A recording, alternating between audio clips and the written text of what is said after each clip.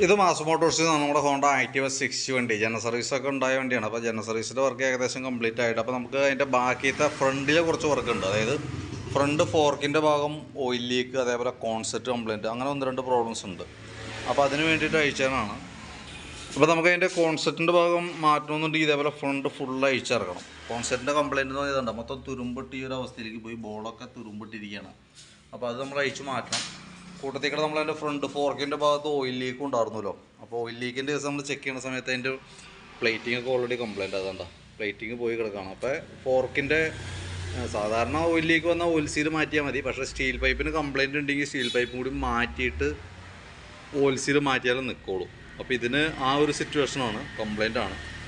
Mark ചെയ്ത ഭാഗം നോക്കുമ്പോൾ അവിടെ ശരിക്കും സ്ക്രാച്ചസ് വന്നിട്ടുണ്ട്, ഇവിടെ പ്ലേറ്റിംഗ് പോയിട്ടുണ്ട്.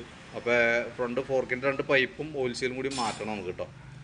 അതേപോലെ തന്നെ നമുക്ക് അതിൻ്റെ ഈ ഐസൊലേറ്ററിൻ്റെ കേബിൾ നമുക്ക് അഡ്ജസ്റ്റ് ചെയ്ത് വിടുന്ന സാധനം നമുക്ക് ഏകദേശം ഒരാൾക്ക് നമ്മൾ അഴിച്ചു വെച്ചിട്ടുണ്ട്.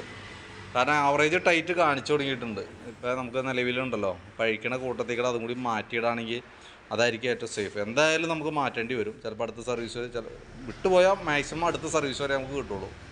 അപ്പോൾ അതിനിടയിൽ കംപ്ലയിൻറ്റ് വന്നാൽ വീണ്ടും നമ്മൾ കയറ്റേണ്ടതായിട്ട് വരും. അപ്പോൾ എന്തായാലും നമ്മൾ ഫ്രണ്ട് ഭാഗമൊക്കെ അഴിച്ചിട്ടുണ്ട്. കൂട്ടത്തേക്കൂടെ നമുക്ക് ഐസൊലേറ്റർ കേബിളും കൂടി മാറ്റി റീസെറ്റ് ആക്കാം. അപ്പോൾ ആ ഭാഗം അങ്ങോട്ട് തീർന്ന് പോക്കുള്ളൂ കേട്ടോ.